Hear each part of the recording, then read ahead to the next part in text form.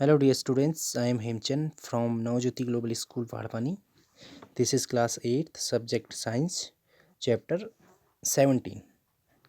जो हमने last class में स्टडी किया था दी स्टार्स एंड और सोलर सिस्टम के बारे में, तो इसमें हम नेक्स्ट टॉपिक आज पढ़ेंगे 17.4 दी सोलर सिस्टम, जो अपने ज्योग्राफी में भी पढ़ा होगा सोलर सिस्टम के बारे में। इसी के बारे में हम आज रिवाइज करेंगे। Start The sun and the celestial bodies which revolve around it form the solar system. It consists of large number of bodies such as planets, comets, asteroids, and meteoroids.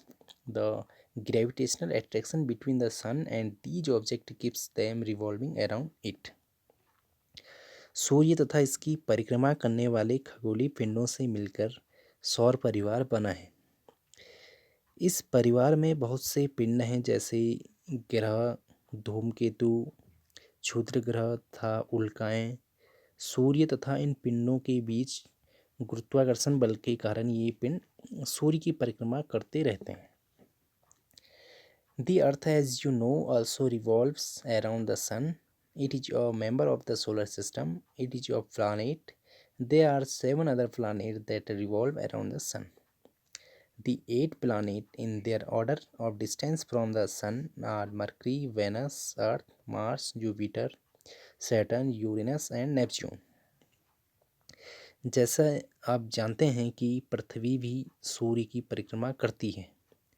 यह सौर परिवार की एक सदस्य है। यह एक ग्रह है और इसके अतिरिक्त 7 अन्य ग्रह हैं जो सूर्य की परिक्रमा करते रहते हैं।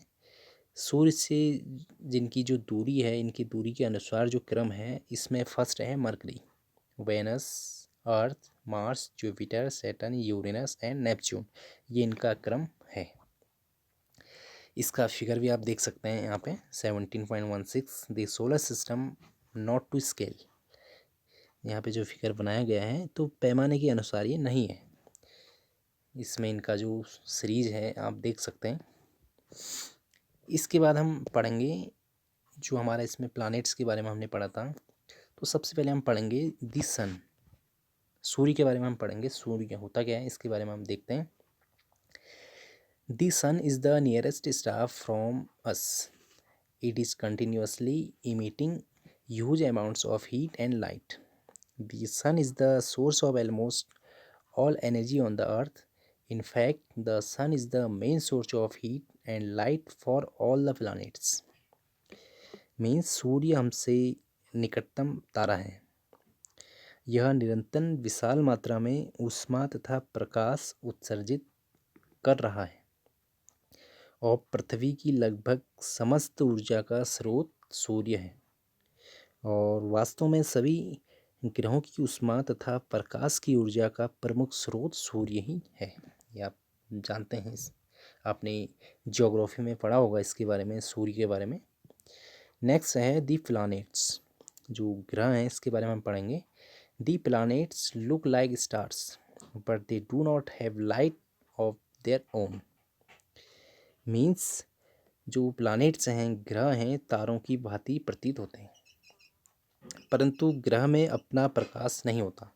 जो ग्रह होते हैं इनकी अपनी खुद की लाइट नहीं होती। दे merely reflect the sunlight that falls on them. Can you distinguish between planets and stars? और क्या होता है कि वे केवल अपने ऊपर पड़ने वाले सूर्य के प्रकाश को परावर्तित करते हैं। क्या आप कभी अपने तारों तथा ग्रहों की कभी विहित कर सकते हैं? जो तारे हैं और जो ग्रह हैं, क्या आप इनमें कुछ डिफरेंट या इसमें देख सकते हैं? तो आप इसको चेक करेंगे।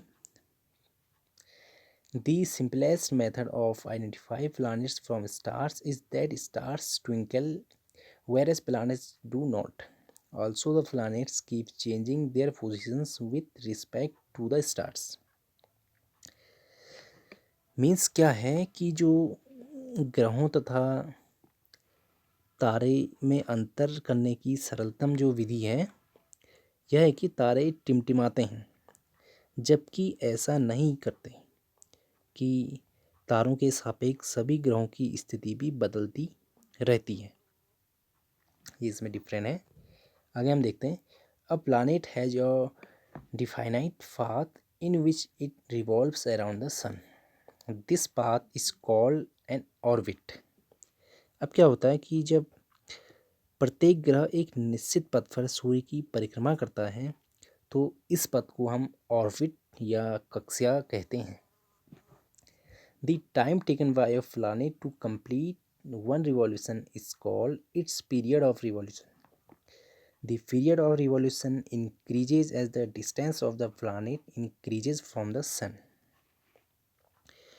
अब क्या होता है कि जब किसी भी ग्रह द्वारा सूर्य की एक परिक्रमा पूरी करने में लगे समय को उस ग्रह का परिक्रमण या रिवॉल्यूशन काल कहते हैं।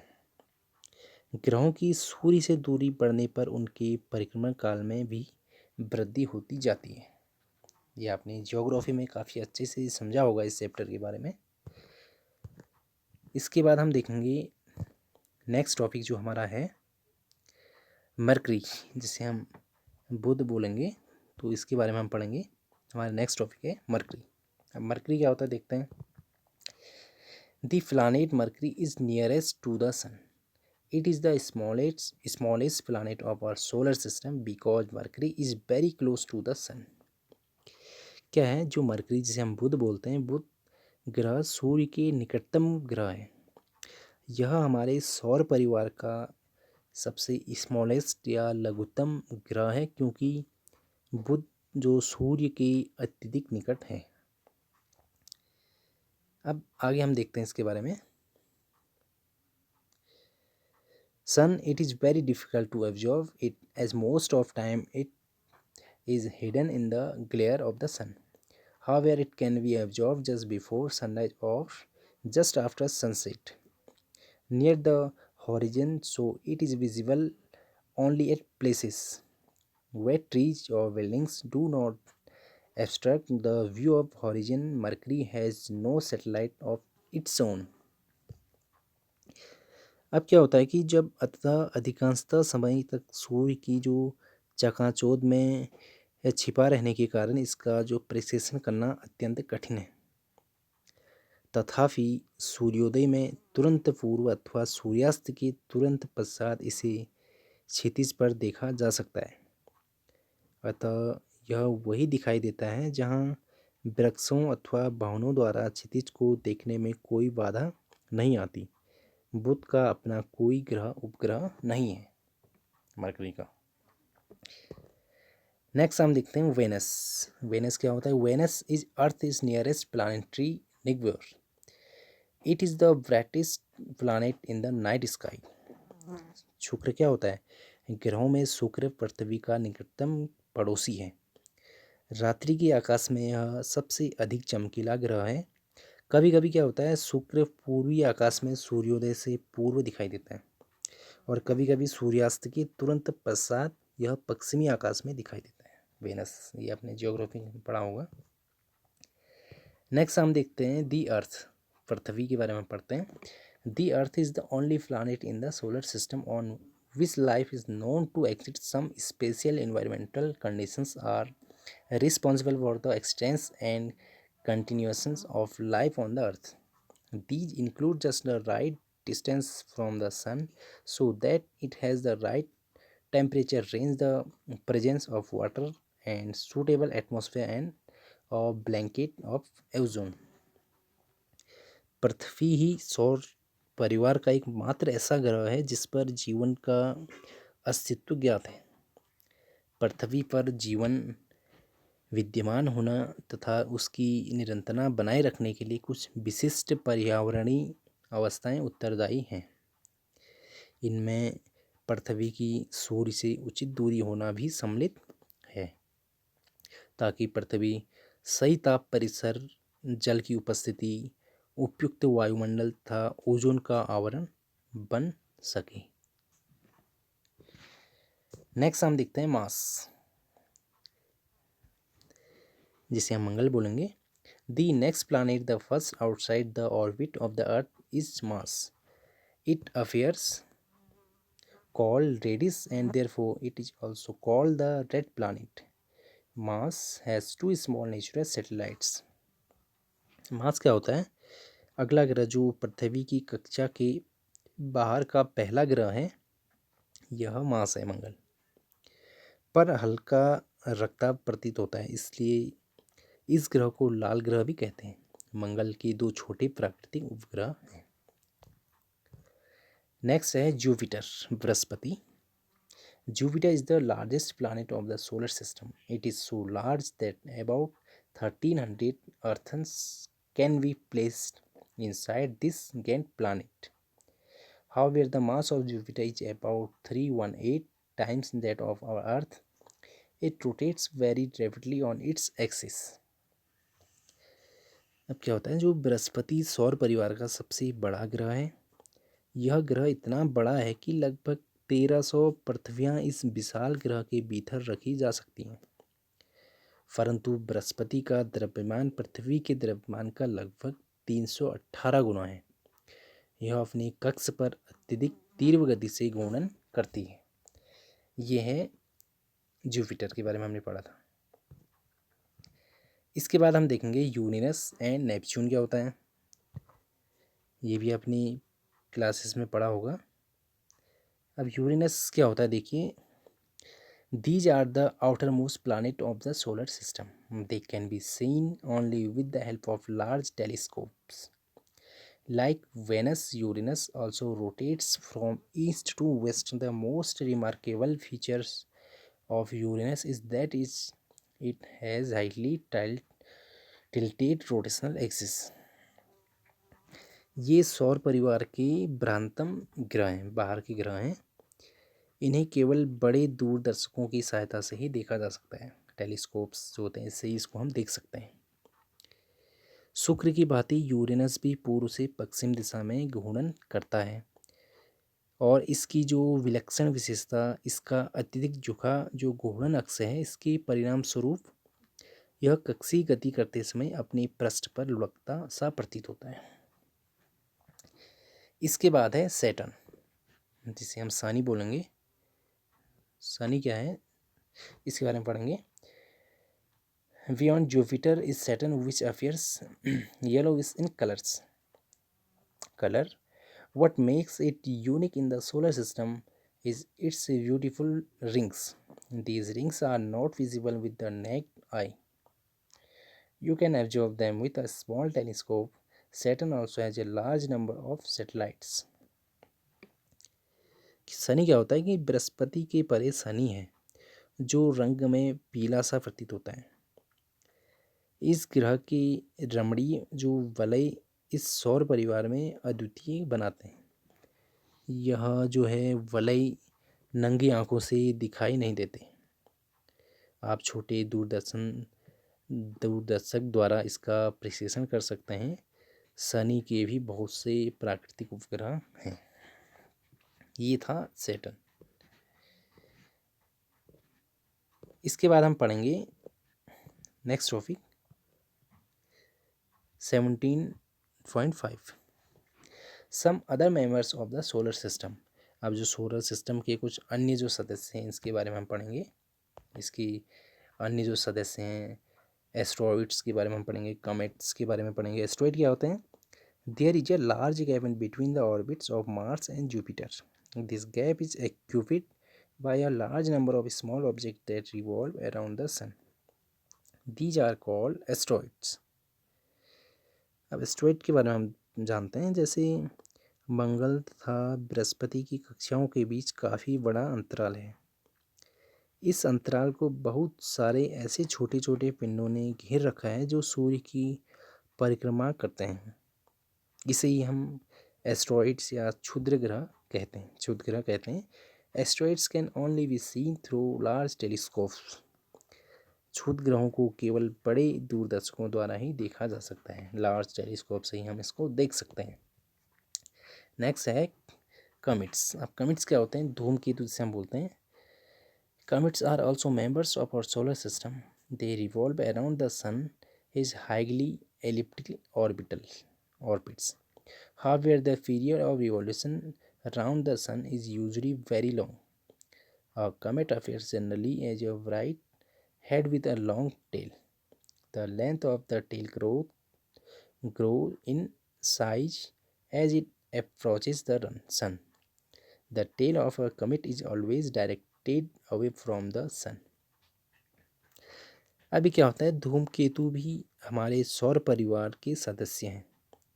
ये अत्यंत पर्वतीय कक्षाओं में सूर्य की परिक्रमा करते हैं, परंतु इनका सूर्य का परिक्रमा काल सामान्यतः काफ़ी अधिक होता है।